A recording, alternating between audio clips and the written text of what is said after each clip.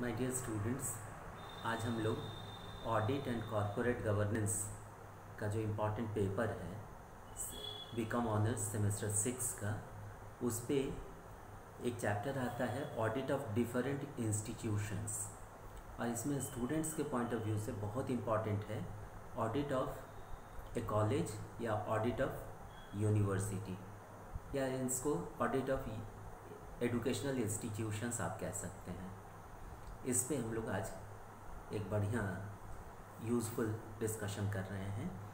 ये क्वेश्चन है, my dear students, audit of a college, and I am doctor Kumar A.N. Shahdeo, HOD commerce, Marwari college Ranchi, a constituent and autonomous unit of Ranchi university Ranchi.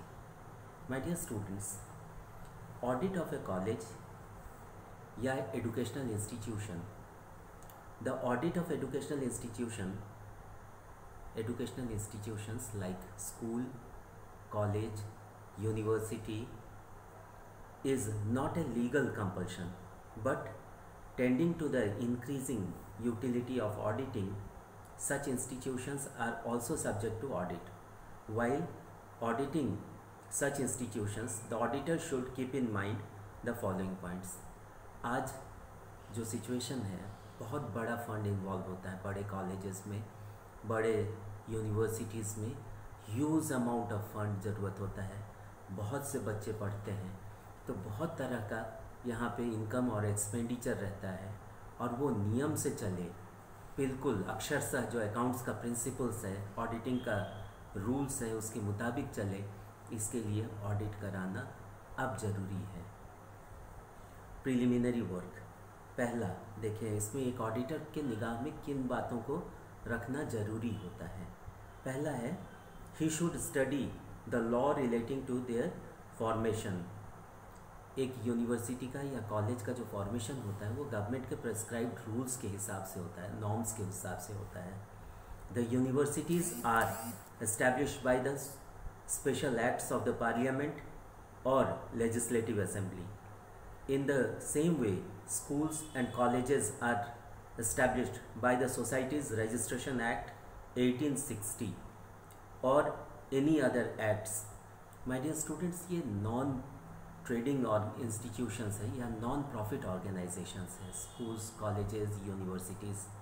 और इसका जो schools और colleges का registration जो होता है वो सोसाइटीज़ रजिस्ट्रेशन एक्ट 1860 के आधार पर होता है, or any other act. Before commencing the work of audit, a careful study of the provisions of such acts and statutes should be made. In private institutions or affiliated institutions, or a committee or government body is informed to look after the activities and successful running of the institution.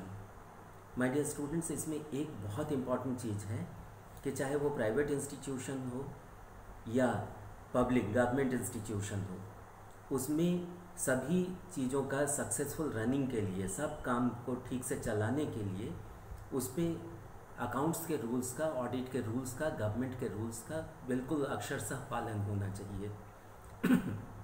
Besides it also passes effective provisions in the meeting for the progress of the institution. Here, auditor should check the formation of such a bench, that is, it has been formed in accordance with the concerning articles of the law or statute. My dear students, समय के बीतने के साथ हम लोगों को इस बात का आभास हुआ कि गवर्नमेंट के रूल्स को ठीक ढंग से लागू किया जा रहा है, अकाउंट्स के नियम को ठीक से लागू किया जा रहा है, जो सिद्धांत हैं अकाउंट्स के और ऑडिटिंग के, उनका पालन सही तरीके से हो रहा है। इस बात को समय समय पे चेक करना ज़रूरी है। इसी के लिए ऑडिटिंग होता है कि एक अकाउंटिंग पीरियड के बाद इंश्योर किया जाए, चेक कर लिया जाए, इस बात को स्थापित किया जाए कि नियमों का ठीक से पालन हो रहा है और छात्र हित में काम हो रहा है। ही शुड, सेकेंड पॉइंट है, he should examine the minutes of the meeting of the managing committee और governing body or to know any important decision affecting the accounts, example given, construction of seminar halls, appointment of additional teaching or non-teaching staff, etc.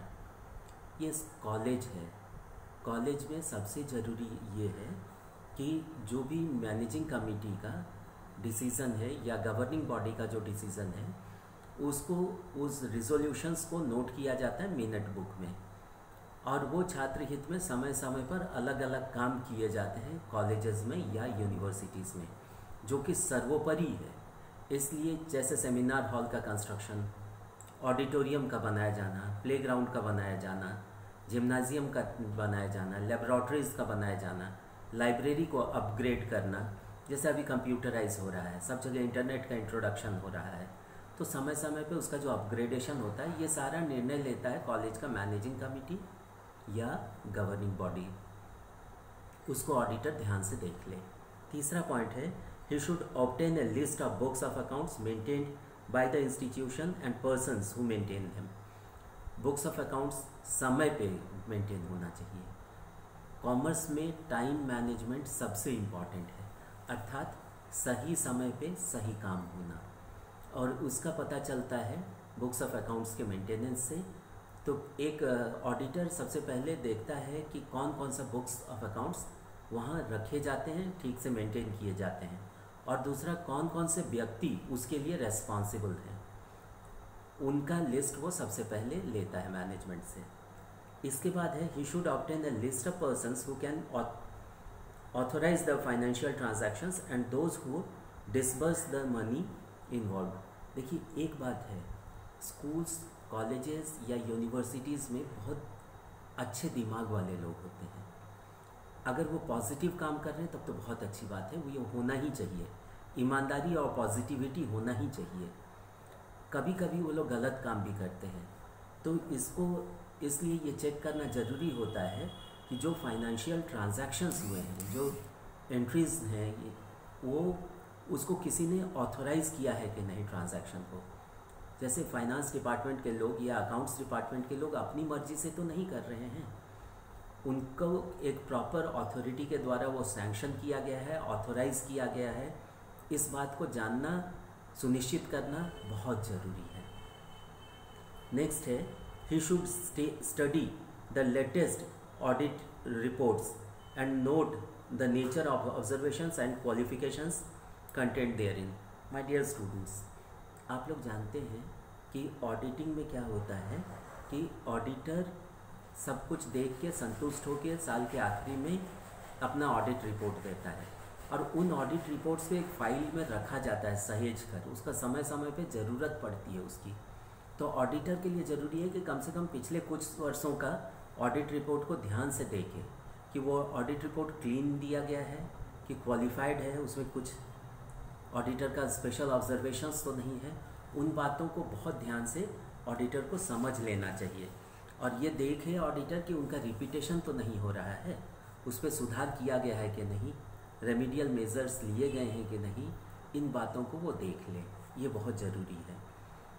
Next है, he should study the evaluation, he should study and evaluate the accounting system and internal control in order to determine the extent of the audit procedure to be performed to verify receipts, payments, assets and liabilities.